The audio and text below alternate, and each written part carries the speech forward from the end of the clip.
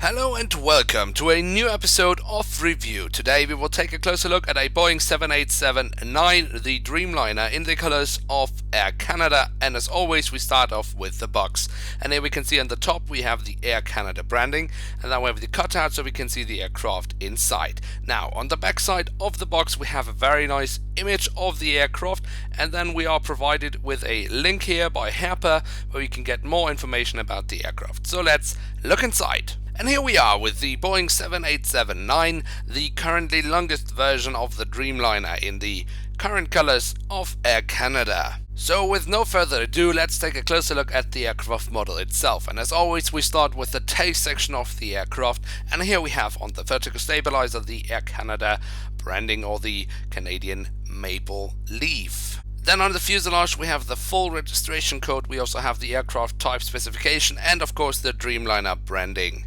Now if we move from the back of the aircraft to the front of the aircraft, we can see again along the fuselage the writing of Air Canada. Then we do of course also have the Starlines logo, as Air Canada is a Starlines member. And then we have some nice details around the cockpit, where for example the cockpit windows have the window wipers, or just above we have the emergency hatch to the cockpit. Now I have many times talked about the Dreamliner, how I really love the way the aircraft looks, but I've also always said that although I have been flying on a Dreamliner, would always avoid flying on a Dreamliner because there seems always to be some safety issues. Now this time this safety issue seems to be one of my favorite parts of the aircraft, and that's the engines. So the never-ending story seems to continue, just like in real life. Also on this model they look great, but they just don't seem to be very safe. The same thing goes for the engine nacelles on this aircraft model. They are really nicely detailed. Now another spectacular detail of the Dreamliner, of course the wings. They look amazing in flight when they flex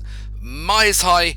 Unfortunately they don't do that on the ground, or maybe fortunately, and therefore they also don't do it on this aircraft model. But nevertheless the wings look fantastic, even though a bit difficult to see here when it's white, but they look really nice, have a lot of good details on the upper side and on the underside. Now as any good Herpa Wings model, there's of course one detail that should never be missing, and those are of course the doors to the cargo compartment, and as we can see here, they aren't. Now I have already talked about it in this episode and on multiple occasions, the unfortunate thing with the Dreamliner and the safety record. Now of course as airplane model collectors, safety is not really something we need to be concerned about, it's more about the looks, and the Dreamliner has it all. And with this one you can't really go wrong. I mean, you have all the good details that you should have on an aircraft model, you have all the nice details that the Dreamliner has to offer, you have a very high print quality, and you have a very nice looking livery with the Air Canada livery. So really you can't do much wrong with this aircraft. Now with that we have reached the end of today's episode. If you have enjoyed, feel free to leave a like, or if you're new around here, why not hit subscribe. And don't miss out on the next episode of Review, where we will take a closer look at an Embraer ERJ195 in the colors of Royal Jordanian. And with that I would like to say thank you very much for watching, hope to see you soon again. I'm checking out, and bye.